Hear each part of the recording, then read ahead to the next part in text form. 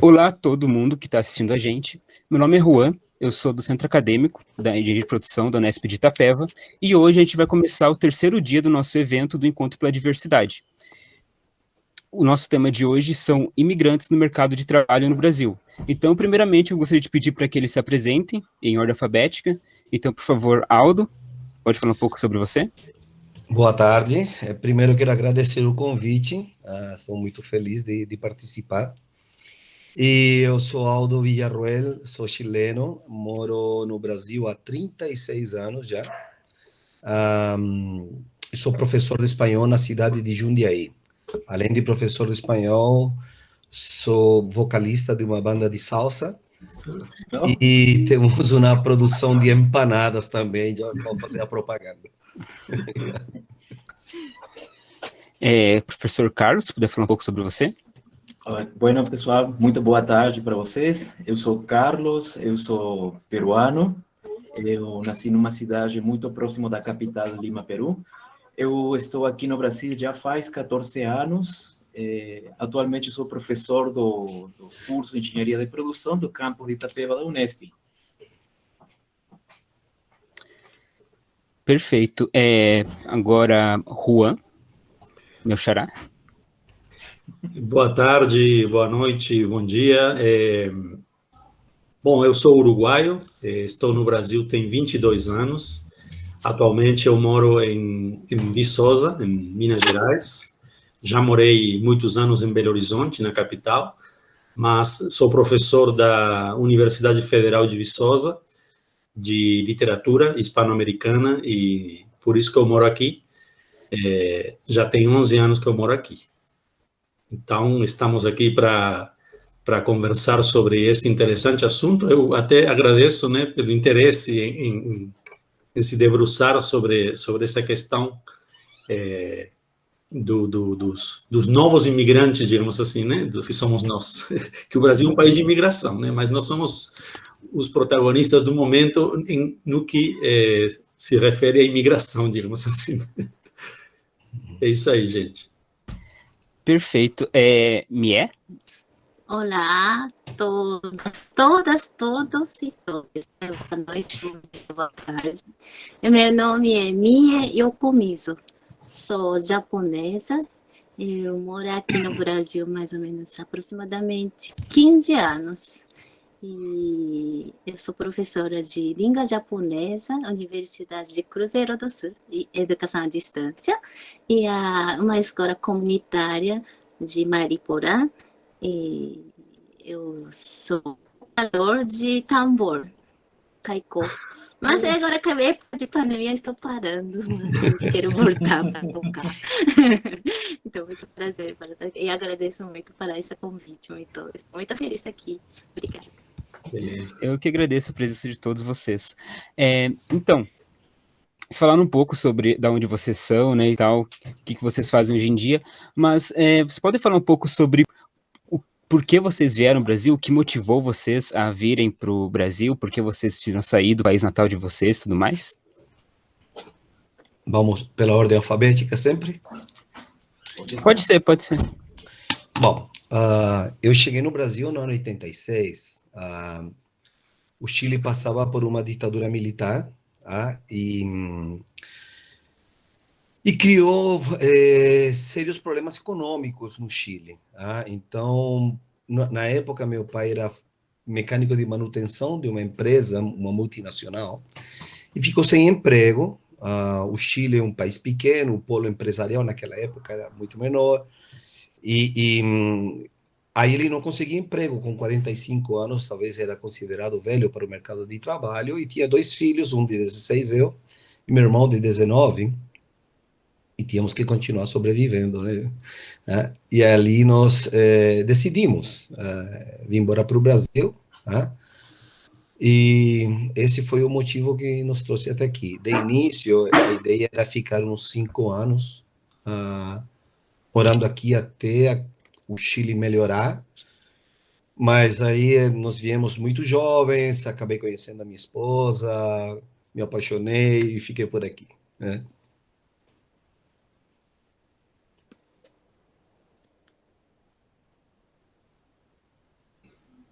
Microfone. Senhor Carlos, você está mutado. Perdão, gente, perdão. Bom, a minha história é bem mais diferente.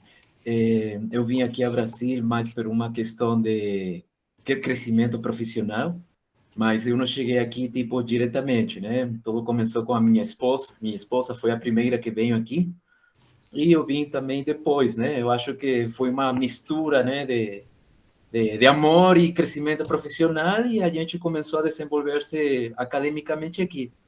Os motivos foi que as oportunidades que oferece o Brasil comparado com outros países, né, de poder desenvolver-se e melhorar cada vez mais, foi o que motivou e me motiva ainda a ficar aqui no Brasil.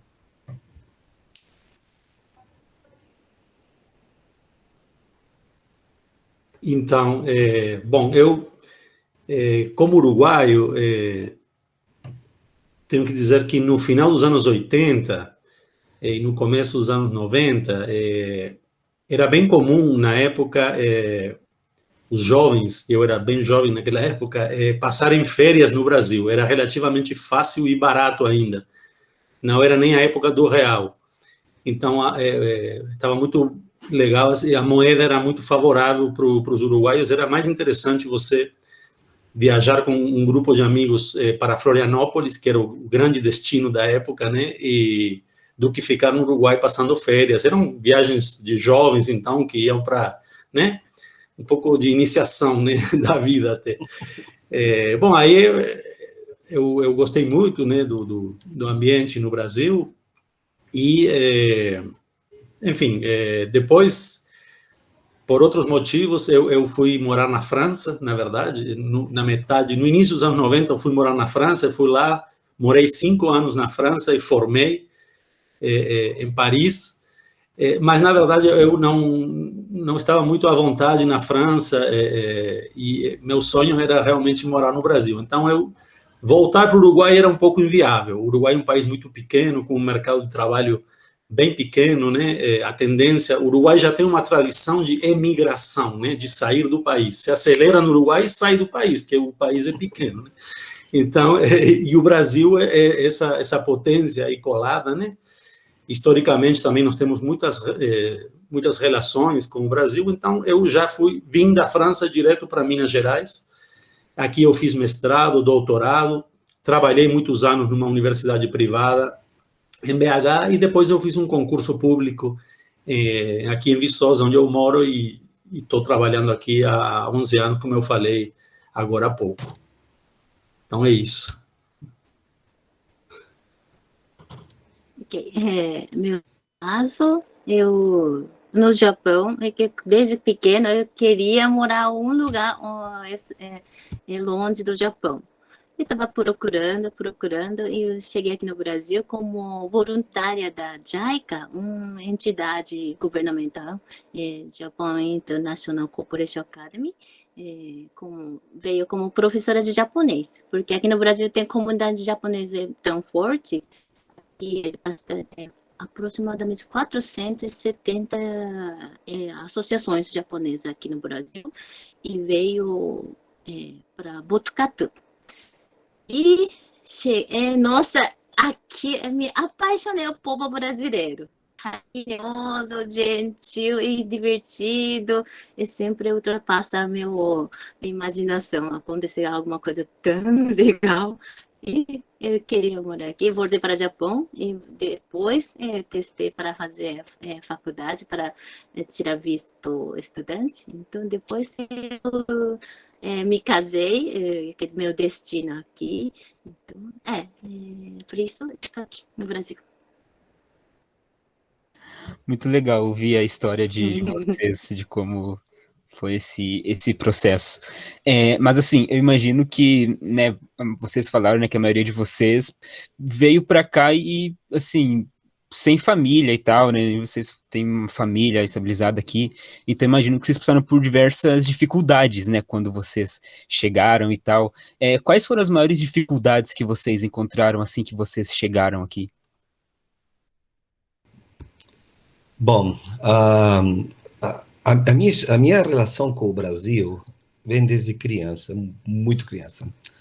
Meu pai no Chile foi jogador de futebol e jogava num time verde e branco no Chile e chama Santiago Wanderers de Valparaíso, da minha cidade. Que tem um Wanderers também em Montevideo, no Uruguai, né? E, e meu pai teve a felicidade em 62 de treinar contra Pelé, Garrincha, essas feras. Então, meu pai, e eu sou um amante do futebol, e meu pai, desde pequeno, me falava muito do Brasil, futebol brasileiro. Você entrava no meu quarto, tinha um pôster do Pelé, né? Eu queria ser o Pelé, né? Bom, e vim para o Brasil, então, quando surgiu a possibilidade de vir, eu vim feliz. Da minha família, acho que fui eu que saí, tinha 16 anos, falei, não, vou realizar o sonho da minha vida, vim. As dificuldades que encontrei aqui, bom, o idioma para mim foi muito difícil, porque no Chile não tínhamos, hoje tem mais, nenhum contato com o português, tá? Então, o único que sabia falar tudo bem e obrigado, porque a Rita Lee foi num show no Chile e ela falava tudo bem, obrigado, e eu aprendi isso. E cheguei aqui e isso foi, o idioma para mim foi uma grande dificuldade, apesar de demorar 6 meses para aprender, eu sempre lembro, 6 meses para aprender o idioma, mas é muito difícil, ainda tem o sotaque e essas coisas a gente não perde.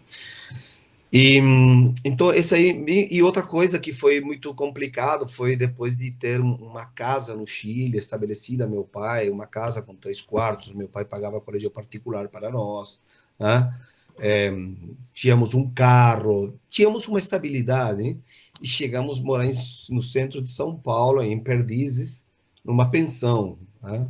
Dormíamos os 4 juntos num quarto, né? Dividíamos banheiros com outras pessoas, né? Pessoas de Recife, de Minas. Foi complicado, mas sem dúvida para mim foi um aprendizado enorme. Foi onde eu aprendi a morar no Brasil. Foi sensacional, tá? Então, para mim, eu não tenho nada assim a dizer alguma coisa que fui maltratado. Não, não senti isso. Bom, também não entendi o idioma direito. Não sei se pode ter acontecido e eu não entendi o idioma, tá? Mas como vocês falam aqui, os perrengues, né, foram o idioma e essa história de viver todo mundo num quarto, isso chegou a durar por 3 anos, mais ou menos, né? Na época, eu me mantive ilegal aqui, não tinha documentação, cheguei, fiquei. Essas coisas foram complicadas, mas sem dúvida para mim foi um crescimento enorme. Bom, gente, no meu caso, foi também, vamos pela mesma linha que o Aldo. A, a maior dificuldade no começo dessa trajetória aqui foi o idioma. Eu cheguei aqui no Brasil, não sabia falar nada. Então, eu era espanhol e o que eu eu tentar aprender o mais rápido possível o português, por exemplo, fazendo compras, né? A comida, eu acho que a fome, eu acho que estimula você a aprender o mais rápido e deslocar-se. Quando eu cheguei aqui no Brasil, eu morei com uma senhora. Ela alugava quarto, né? Uma pensão. E era uma pensão muito próximo da Faculdade de Engenharia de Guaratinguetá, da Unesp, lá na cidade de Guaratinguetá. Então, aí a senhora alugava os quartos, eu dividia um quarto com outro aluno da faculdade, eu fazendo pós-graduação, o outro na graduação, e aí a gente começava a falar bastante, né? Eu, colega de quarto, a gente falava muito. E também, o que ajudou muito foi que eu falava muito com a senhora. A senhora me comentava, falava da novela. Eu não entendia nada, sinceramente. Mas a senhora falava. A senhora era viúva, né? Ela morava sozinha. Então, ela falava sobre um monte de coisa e eu acho que isso ajudou muito. Primeiro a entender, gente, porque falar é difícil. Primeiro entender, né? Aí depois, com a prática, você já começa a tentar pegar o sotaque brasileiro, que é difícil. Eu também, como Aldo, fico com o sotaque. Se eu fico falando um par de horas com a minha família, eu perco meu pequeno meu jeito de falar como brasileiro, mas não consigo imitar. É difícil, muito difícil. Então, eu acho que essa foi a maior dificuldade, né? 6 meses a 1 ano já você se consegue comunicar com bastante facilidade. Agora, no aspecto pessoal do trato, olha, eu particularmente nunca tive problema nenhum com os colegas que eu morei em repúblicas, foram 2 repúblicas que eu morei, nunca tive problema, eu tenho contato até agora com eles. E no aspecto também dentro da faculdade, academia, nada, né? No mundo acadêmico, nunca. Então, eu posso dizer que aqui o Brasil me tratou muito bem, não tenho nada a prestar queixa, entendeu? Estou gostando muito. Legal. Bom, o meu caso, eu considero que é um pouco diferente pelo fato de eu ter morado 5 anos na França antes, e na verdade foi aí que eu tive esse grande impacto, né, do estrangeiro, é, do isolamento, da solidão, da distância, né, com relação a amigos e família. E então, assim, esse estágio, digamos assim, que eu fiz na França de estrangeirice, foi o suficiente. Quando eu vim para o Brasil, na verdade, eu sentia que estava meio que voltando para casa. Eu tinha essa viagem, né? Embora não fosse a minha casa, eu estava me aproximando do Uruguai e psicologicamente eu pensava assim, não, agora, mesmo que andando, eu posso ir no Uruguai. Não preciso atravessar o Atlântico, sabe? Que aí você depende do avião de qualquer maneira.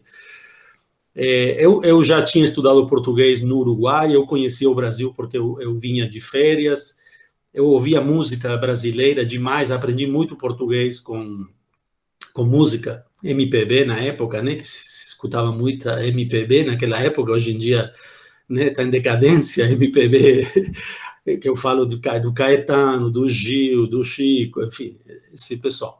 Então, léxico eu tinha, enfim, eu achava que eu falava português. Eu cheguei em Belo Horizonte, na verdade, eu falava, mas assim, o mineiro já ele tem um sotaque específico, né, que eu não conhecia muito. Mas eu tinha uma namorada também na época, então eu vim morar com uma namorada, eu arrumei trabalho com certa facilidade, eu comecei hoje em dia parece, no momento parece muito tempo, mas se você olhar na distância é pouco tempo. Rapidamente eu consegui começar a fazer um mestrado, então eu me integrei aí na UFMG bom, na verdade, assim, é difícil de dizer que a gente... É difícil reclamar, né, no Brasil pelo fato de ser estrangeiro. É um país que assim, os próprios brasileiros muitas vezes são maltratados por diferentes motivos, né, diferentes problemas sociais que tem no Brasil. Então, assim, acho que reclamar de alguma coisa nesse sentido eu não faço, também não me senti... Claro, sempre a gente acha que a cultura é muito parecida, e é parecida, mas também é diferente, não é a mesma coisa. Então, sim, há desentendimento, você diz, mas como é possível? A gente combinou uma coisa e parece que a gente não combinou nada, sabe? Esse negócio de combinar e depois não está combinado nada, para mim era estranho no começo, né? Ou se alguém te convida, vamos lá em casa e depois nunca mais, sabe? É uma coisa assim. Para mim, pô, no Uruguai, se você fala, Uruguai, sobretudo, um país assim, é pequeno, uma sociedade muito pequena, é menor, então as pessoas se encontram mais, são realidades diferentes, sabe? Então, sim, você tem uma expectativa e às vezes acontece diferente. Mas, assim, são bobagens, são detalhes que não dá para dizer, assim, que eu fui discriminado por ser estrangeiro ou uruguaio. Acho que isso não existe dessa maneira, pelo menos é o que eu penso. Legal, Juan. Eu queria dizer também, jeitinho brasileiro, talvez, tendo dificuldade, porque, como sou japonesa, tá horário, né? Exemplo, tem evento, tem festa, alguma coisa, tá horário, porque a gente chega assim, antes e preparada, esperando. Mas no primeiro, eu fui na casa da minha amiga, churrasco. Talvez hora de almoço, a gente visitou a casa dela, ela saiu para fazer compras. Assustei muito. Não é horário de almoço? Sim. Ela saiu. E, nossa, isso tá tão dificuldade para acostumar brasileiros. Mas é tão divertido para mim. E idioma também é difícil, mas eu acho que brasileiros têm muita curiosidade de outras pessoas entrar na outra vida, então isso é muito bom para mim. Então, não senti muita dificuldade e divertido aqui. É a informalidade, eu acho, né? A Ah, informalidade sim. do brasileiro, que é um traço da cultura brasileira, né? Que é positivo, tem um lado muito positivo, mas às vezes quando você não está acostumado, ou vem assim com uma coisa mais estruturada, você né, fica meio sem entender, mas... Isso. Verdade, verdade. Também tenho vários amigos estrangeiros que eles reclamam dessa mesma coisa, né? Que às vezes a gente tá conversando e para nós brasileiros, assim, é tudo mais informal, é tudo...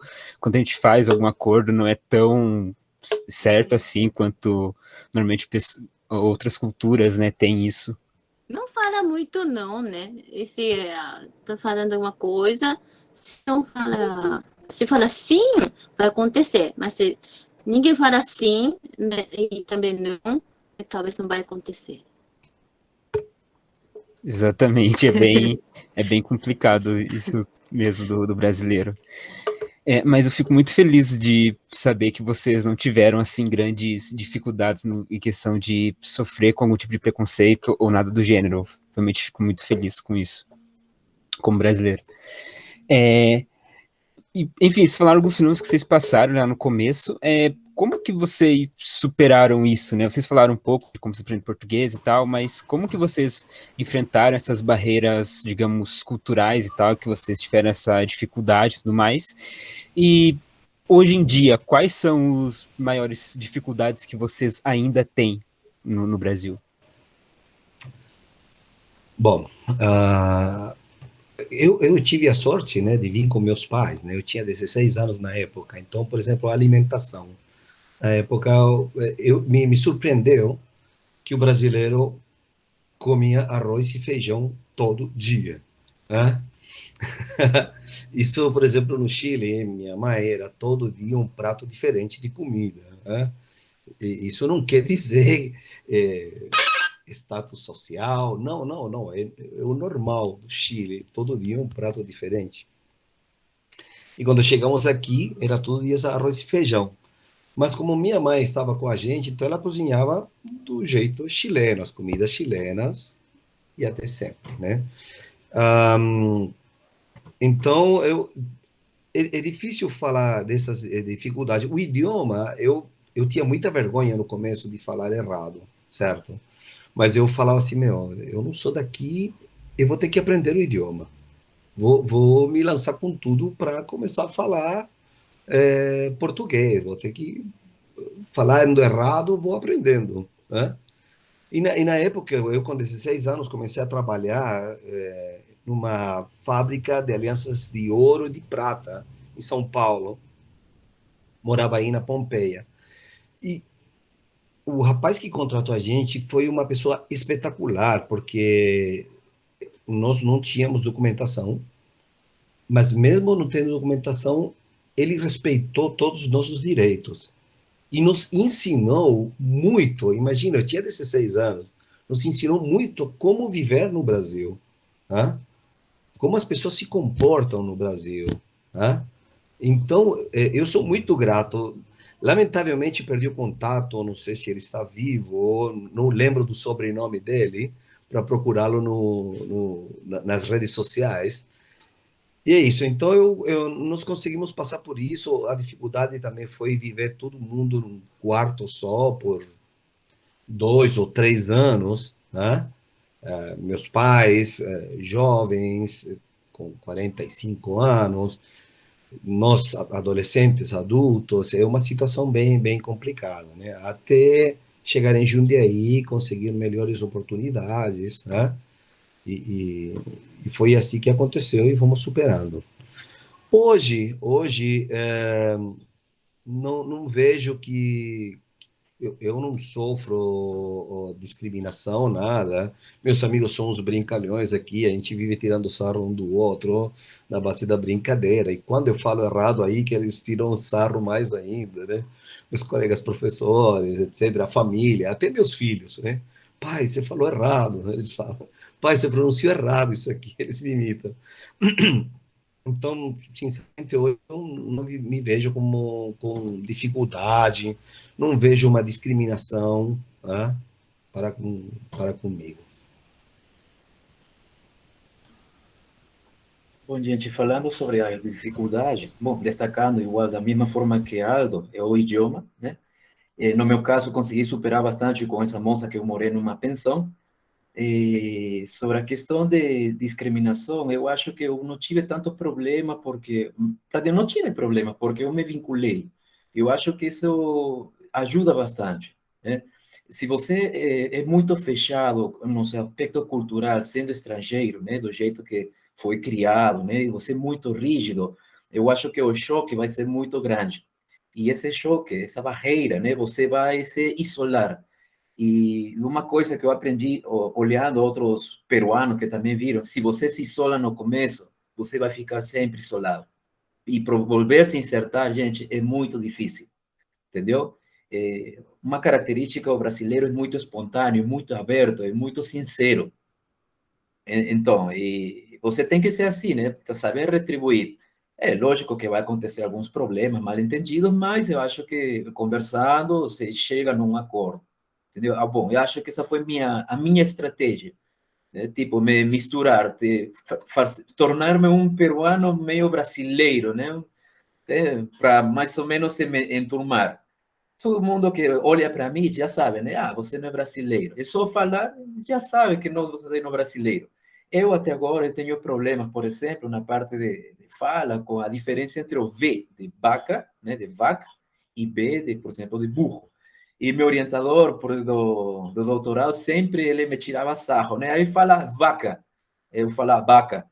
É que no espanhol, né, eu acho que o Aldo e o Juan vão corroborar, não existem regras gramaticais para fazer a escrita, né, que a gente é muito cobrado quando a gente está na escola. Mas na fala, você não sente diferença. Sinceramente, eu falo, não tem diferença.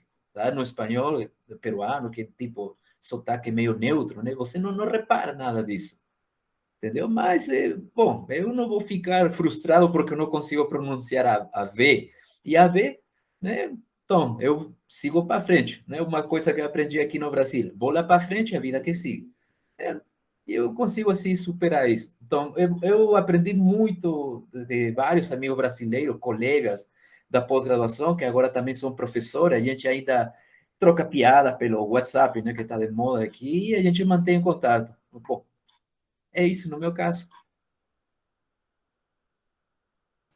Legal.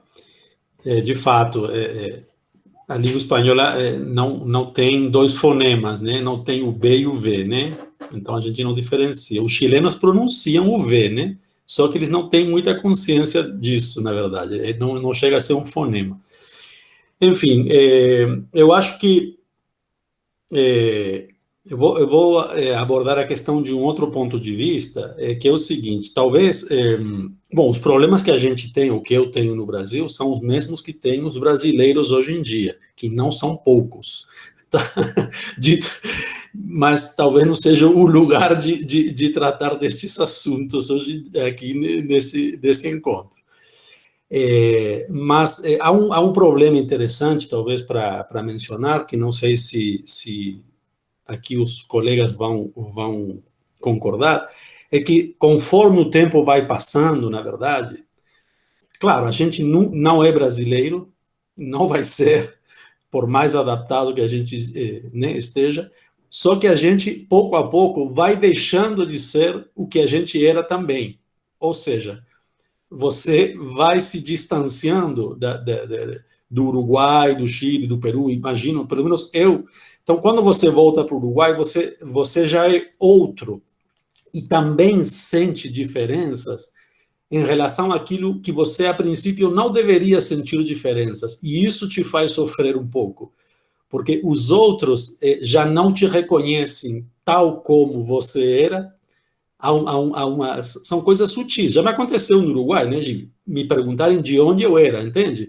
Não, mas você que tipo, um turista, eu achando que eu falo ainda uruguaio, digamos assim, né? Mas, pelo visto, para certos uruguaios, eu não falo mais uruguaio.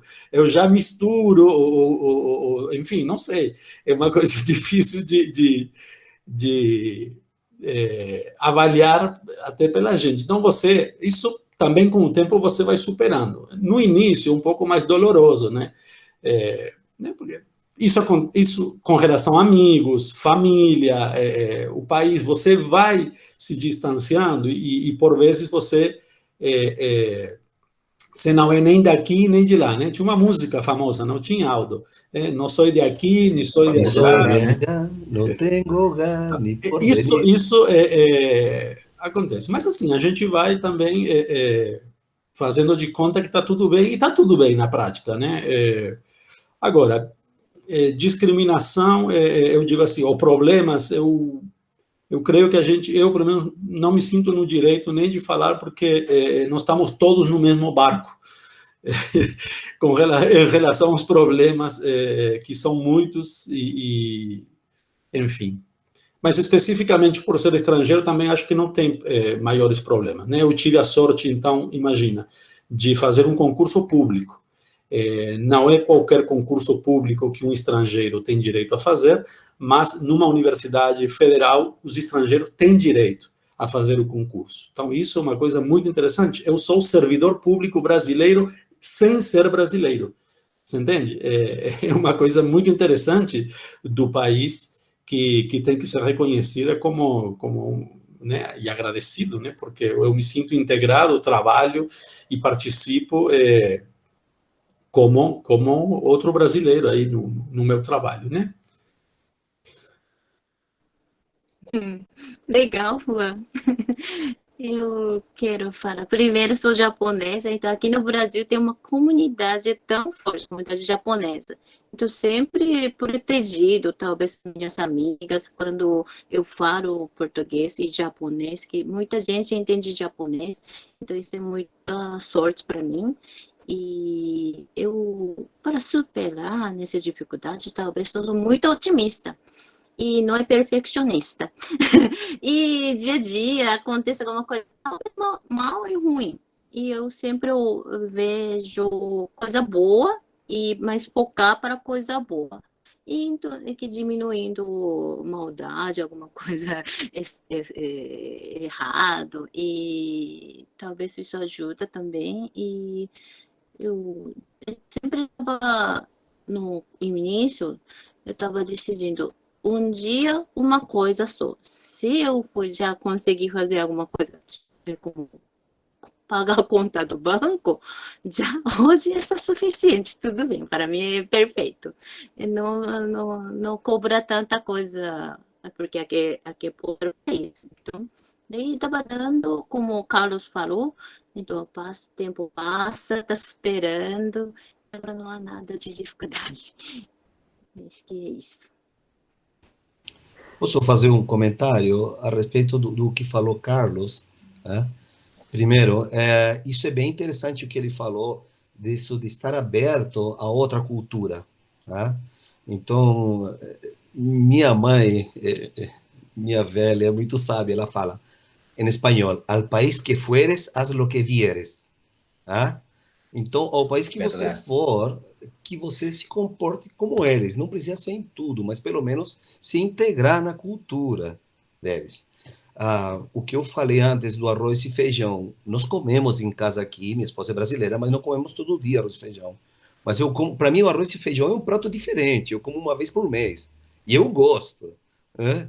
Mas eu sempre estive aberto a conhecer, a me integrar na cultura brasileira. E conheço muitos estrangeiros que não fizeram isso, né? E como o Carlos falou, se isolaram. Né? Isso é uma verdade.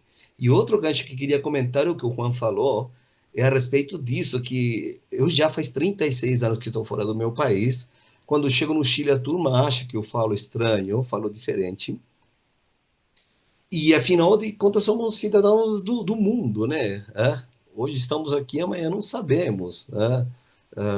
Não sei a situação, como vai ficar, como estamos hoje aqui, amanhã não sabemos, né? E é bem interessante esse sentimento, porque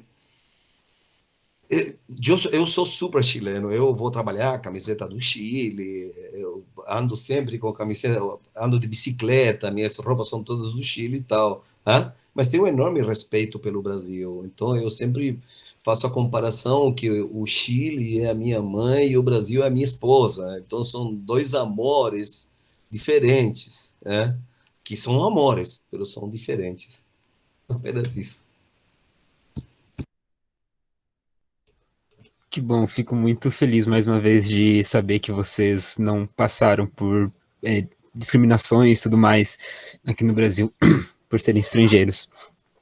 Não sei se perceberam, tá? É que entrou mais algumas pessoas aqui, é que como o nosso link no nosso YouTube não funcionou, a gente deixou o pessoal do Centro Acadêmico mesmo entrar aqui e tal, para comentar e tal, para assistir tudo mais, e também para mandar algumas perguntas. Então, eu fiz uma pergunta aqui no pessoal do Centro Acadêmico, que, na verdade, ela gostaria de saber, se vocês falaram, né, que tem essa dificuldade e tudo mais no começo, com a cultura brasileira, e também com o idioma, né, com o português.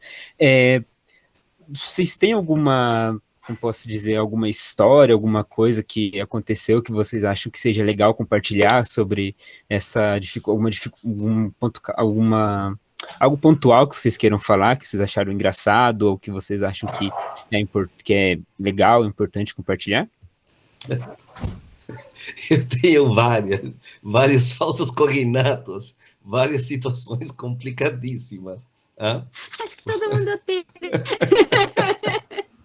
Então, tem. mas tem uma que eu gosto de comentar, que uma dificuldade. Então, não me lembro que dia que eu cheguei aqui no Brasil, o dia da semana, né?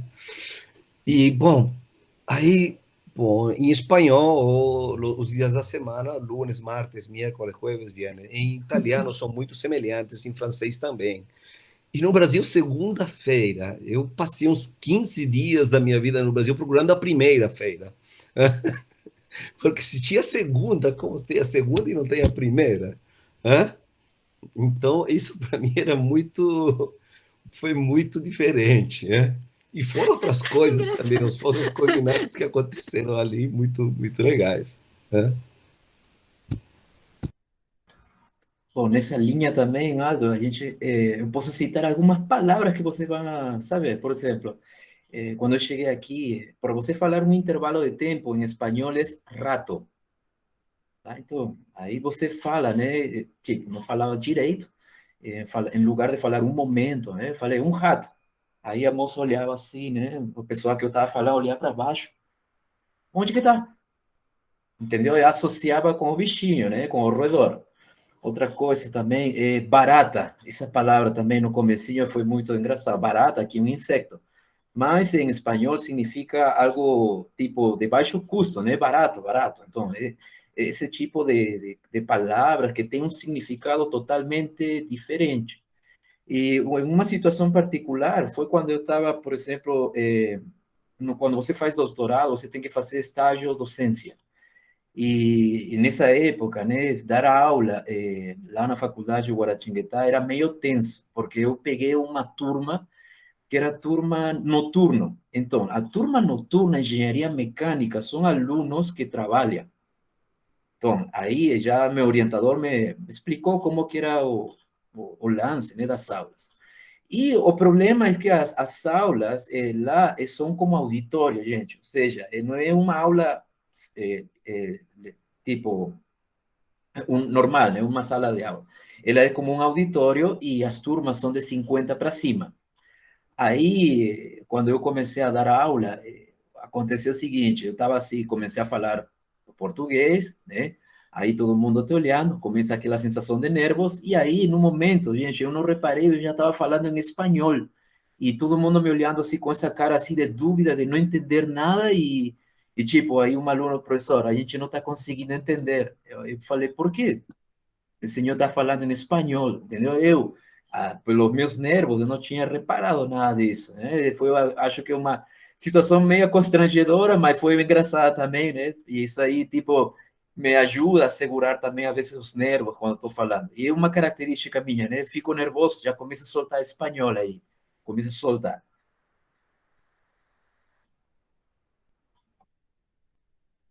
Bom, eu tenho alguma, assim, eu vou falar uma que a minha atual esposa sempre lembra dessa.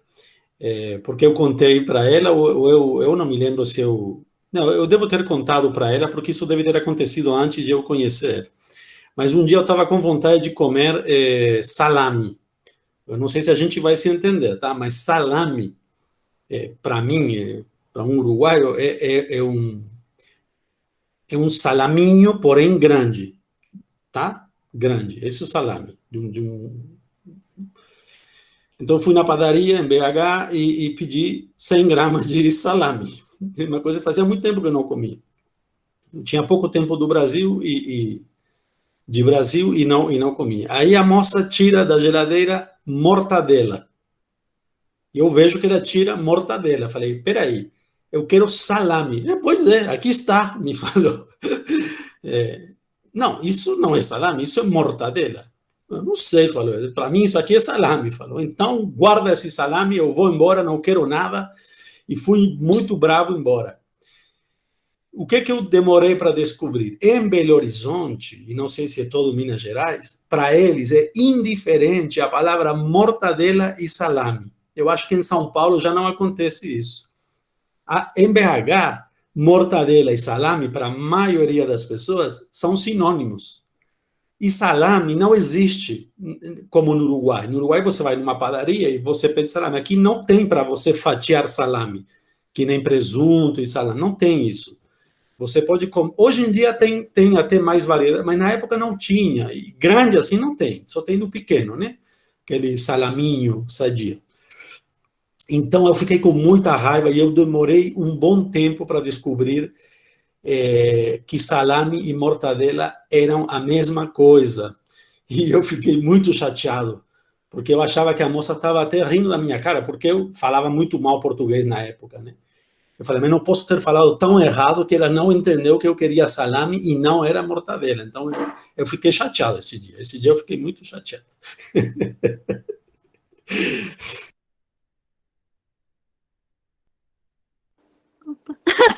Muito engraçado. Então, eu vou falar parecido. Então, rato. Rato em japonês é uma símbolo de paz, pomba. Então, é que é engraçado. Ela ensina, tem aquele rato. Daí os brasileiros, rato, mas que é um símbolo branco que canta, é muito bonito, eu estava falando. É tão diferente. E língua japonesa e língua portuguesa tão oposta, contrário. E ninguém aqui no Brasil ninguém, que nenhuma, mas é ninguém em japonês, é seres humanos. E para ensinar para crianças, quem que é? Ninguém, ninguém, ninguém. É muito engraçado.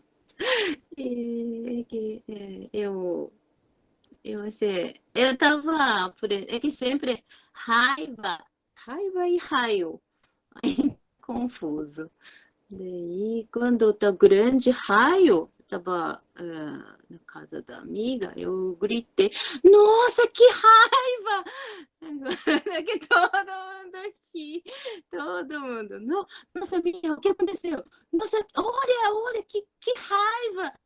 Mas eu queria falar que raio, mas o que acontece? Acho que as língua portuguesa é muito legal, né? É diferente. Tem tanta história para aqui. É isso. Eu lembrei de uma que é perigoso, uma coisa que era perigosa na época. O pare na rua, pare. Sim? Eu vinha da França, já no Uruguai nem sei, mas também, quando é pare, o pessoal para. E na França você para. Não interessa se é um deserto e se você tem uma visão enorme e não vem ninguém. Você para. No pare, você para. E aqui no Brasil ninguém para no pare. Você... Então Então, assim, era perigoso às vezes, porque você descia a rua achando que o cara ia parar, mas não parava.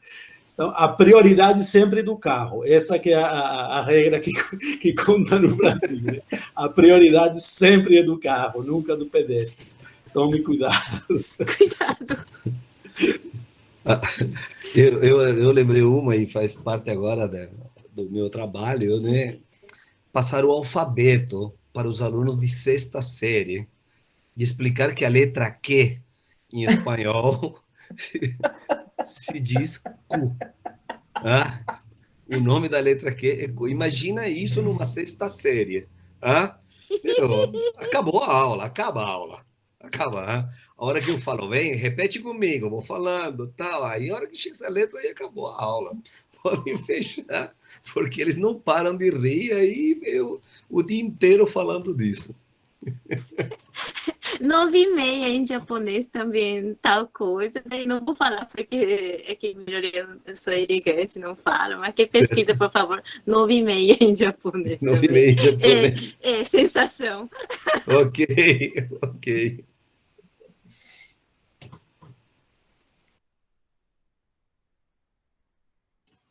Muito bom. É uma coisa que o Juan comentou, e que, assim, o Brasil, né, vocês sabem, é um país muito grande, é um país continental, e realmente, assim, cada lugar você tem algumas palavras que são únicas daquele local, né? Então, eu mesmo moro aqui no interior do estado de São Paulo, desde que eu nasci, e eu tenho amigos que são do Paraná, que é aqui do lado, ou mesmo do próprio estado de São Paulo, só que mais próximo da capital, que às vezes tem muita dificuldade de entender o que eu mesmo falo. Algumas expressões, como acho que o professor Carlos deve conhecer a expressão xé, que é uma expressão que existe unicamente aprendi. em Itapeva. Mas realmente imagino que para vocês, então, que, né, que nem tinham conhecimento do português, deve ser muito difícil. Che. Che. Sabe o que é isso?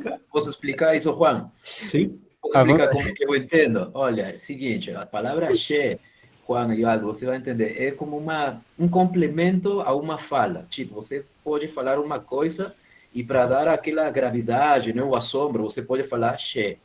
O che pode ser comprido ou ele pode ser mais curto. Eu aprendi aqui, eu comecei a prestar atenção ao pessoal no mercado, né, quando fala. Está contando uma situação e, por exemplo, che, ele solta assim, tipo, é natural. Entendeu? Me surpreendeu, porque eu venho, tipo, quando estive aqui no Brasil, eu fiquei no norte, né, do estado, entendeu? Próximo do Rio. E aí eu agora mudei totalmente para o sul, e a cultura, o jeito muda também. Então, essa foi eu acho que o mais característico dessa região de Itapeva. Tem outra coisa, né, a comida também, não, mas para falar de forma de fala, né, o che é o mais característico dessa região aqui. Esse che talvez se equivale ao né daqui de São Paulo? Olha, o né, Aldo, eu acho como o no em espanhol. Tipo, estás explicando alguma coisa, aí fala, não. Sim. Aí é né. Esse che já é mais uma expressão. Ok. Uma expressão, tipo assim, não sei, para magnificar alguma coisa, ou dar uma maior ênfase, né? Sim. Uma coisa que agora que vocês falaram. Sim. Sem sentir espanhol aí. La fuerza del hábito, ¿no? La fuerza del hábito. Muy bien. Una cosa que eso me impresionó. En Chile, yo viajé cuando vivía en Chile, para el sur, para el norte de Chile, y no había tanta diferencia de acentos. Não tinha tanta diferença de sotaque, desculpa. Não tinha tanta diferença de sotaques. E quando eu cheguei no Brasil, eu cheguei a morar em São Paulo, capital. E, bom, aí aprendi a falar português em São Paulo, capital, né, meu? Ah, os caras falam assim, né, meu? Hã? E aí, mano? E aí, mano? Hã? Beleza. E mudamos para Jundiaí por causa do emprego do meu pai. E meu pai falou, vamos visitar Jundiaí, conhecer. E eu achei muito diferente, aqui você fala bem interior, certo, porta, esse sotaque. E para mim, na época, eu tinha 3 anos de Brasil, era a primeira vez que eu escutava um sotaque tão diferente. E eu lembro que estávamos no ônibus com meu irmão, eu falava, meu, eles estão falando muito estranho, eu não conseguia entender, né? E isso me surpreendeu, porque, meu, Jundiaí a São Paulo é meia hora, e mudava tanto. Então, no Chile, você viaja para o sul do Chile, a turma fala igual, a turma de Santiago, de Valparaíso, Vinha del Mar, do norte, né? Isso me surpreendeu muito, muito aqui. É um mundo. E depois tive a possibilidade de trabalhar num seminário em Itapecerica da Serra, dando aula para seminaristas lá. E, meu, era seminarista de Brasil inteiro, de Rio Grande do Sul, de Santa Catarina, de Minas Gerais, de Norte, Nordeste, Bahia, Sertão de não sei de onde, né? Meu, e aí aprendi muito mais de sotaques com essas pessoas, cara, e como falam tão diferentes, não, dentro do Sim. Brasil. E muda a culinária. Eu trabalhei um ano em Montes Claros. Montes Claros é uma cidade do norte de Minas, já indo para a Bahia, né? Então é outra cultura, é um clima seco. A entrada no sertão é ali, a entrada é tudo queimado, seco. E é a terra do pequi. Vocês comeram pequi alguma vez? Já. Tem aí em São Paulo. Pequi é um fruto amarelo, assim, tem um cheiro forte. Cozido e na panela parece uma batata um pouco amarelada. Então eu fui pegar esse tal de pequi, eu estava tentando fincar ele, mas é duro, não é igual uma batata, que batata você finca. Aí o cara me avisou, toma cuidado que isso aí não é batata. Quando você morde o pequi, se você morder, ele tem espinho dentro. E pode provocar um acidente. Você tem que roer o pequi. Você não pode morder, você roe, você raspa ele e ele tempera, na verdade, o resto da comida, o arroz. Então, assim, pode ser até perigoso. Essas diferenças culturais pode acabar no hospital. Tem gente que já aconteceu, né, de morder um pequi e de a língua encher de espinho, né? Então, tomem cuidado com o pequi. Aconteceu comigo. Bem forte. Aconteceu comigo. Aconteceu. Eu gosto, é gostoso. Existe um licor de pequi também. É uma fruta típica do sertão. Uma fruta legume. É doce ou é ácida? Oi? A fruta é doce ou ácida? Não, é fruta, mas na verdade um legume. Não, é salgado. Sim. Come-se com arroz. Arroz com pequi é o mais comum, digamos. Arroz com frango com pequi. Tá Nossa, bem, é bom pra caramba. Muito bom. Entendi. Enfim. E linguiça de formiga, vocês já comeram? Olha, já vi gente comendo formiga pegado, né? Não, você tem que ir para a cidade de formiga e pedir linguiça. É linguiça de formiga do município de Formiga. Formiga. Boa. Essa é uma piada que eu caí no início. Então, eu tinha que fazer, né? Linguiça de formiga. Formiga é um município daqui de Minas. De Minas, verdade. Ah, brincadeira. Tem a represa, né? Enfim. Legal. É muito bom essas histórias de confusão cultural, né, mesmo. E nosso tempo já está quase acabando, então eu queria fazer mais umas últimas perguntinhas para vocês. Primeiro, eu gostaria de saber o que vocês mais sentem falta do país de vocês aqui no Brasil. Qual é a coisa assim que vocês mais... aquilo que não tem aqui no Brasil, que vocês sentem mais falta do país de vocês. E também, me dando com isso já, que tipo de dica você daria para uma pessoa do seu país que queira vir ao Brasil? Que tipo de...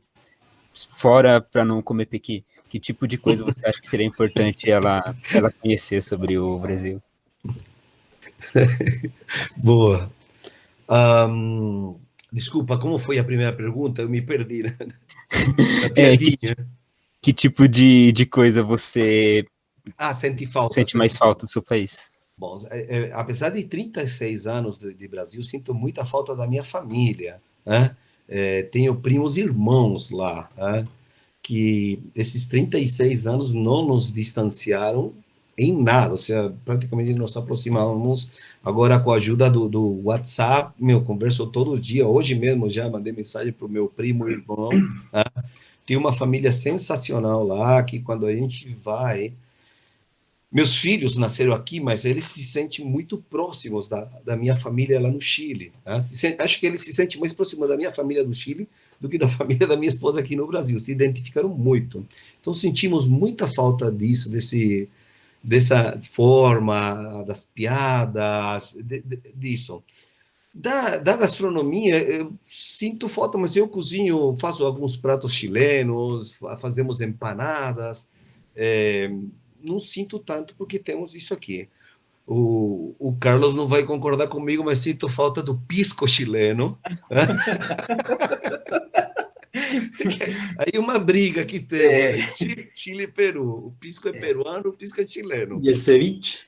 E Oh, ceviche ceviche. ceviche. Então, eu sinto falta do pisco também, que aqui tem, mas é muito caro, caríssimo. Aqui custa R$ 120 e lá custa 10, R$ 20 uma garrafa. A diferença é grande. Aí já tomei o pisco peruano e é bom também. É bom também. É bom também. Aceitável. Aceitável.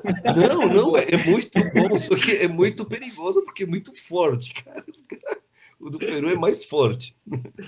E o conselho que eu daria é aquilo que Carlos comentou no começo da reunião aqui, de vir com uma cabeça aberta para conhecer essa nova cultura, se entregar de corpo e alma ao país que você está indo, né?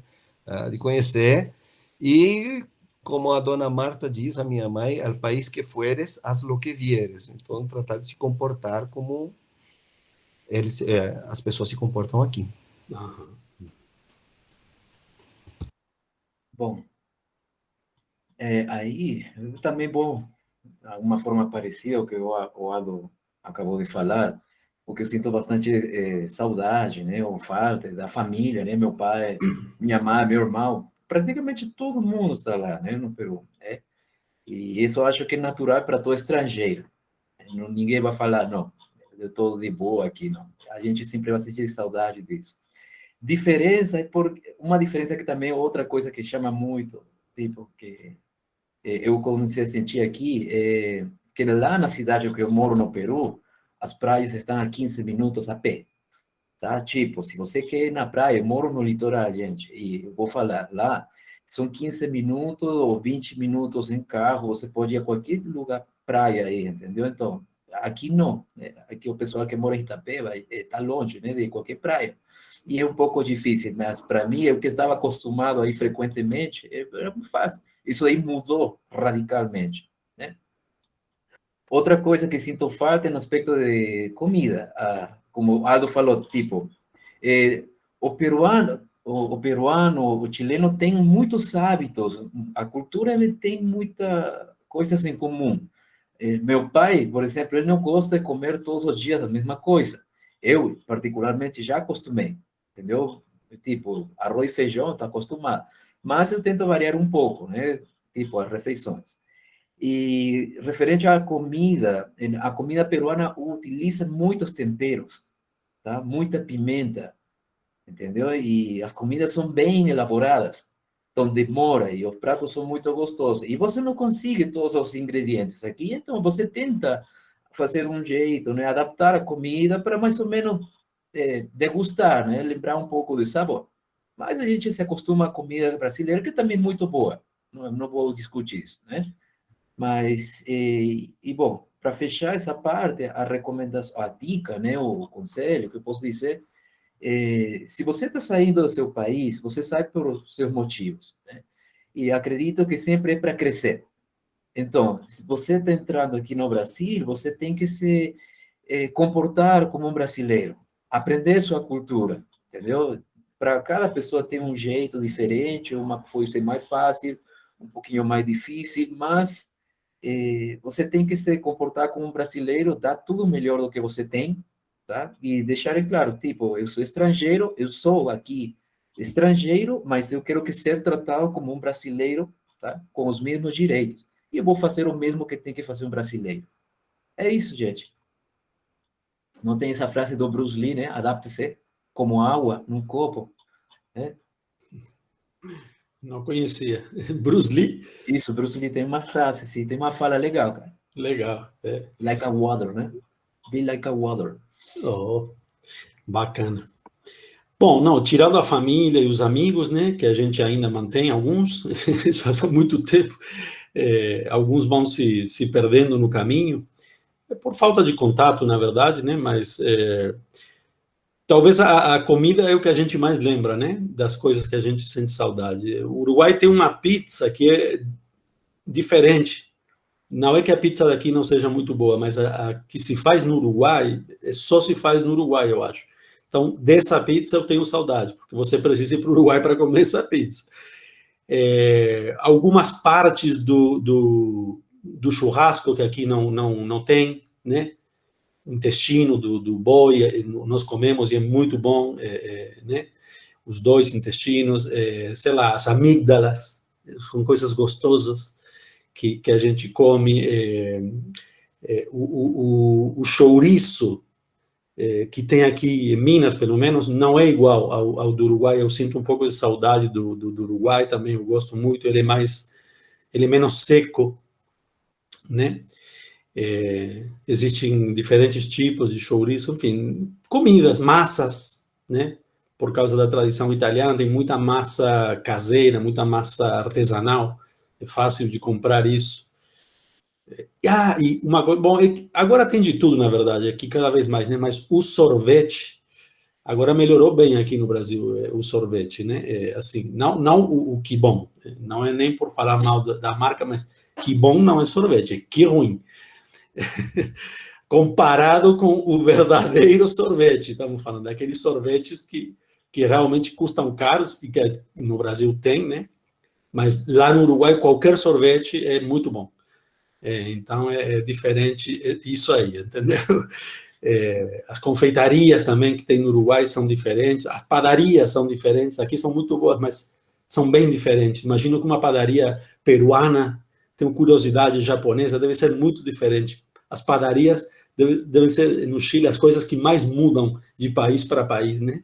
Então, assim, isso são detalhes, mas assim, é muito tempo que eu não moro no Uruguai, porque se eu juntar tudo, já tem 27 anos. Então, assim, não é bem saudade, assim, mas são coisas que a gente lembra e que de vez em quando dá vontade, né?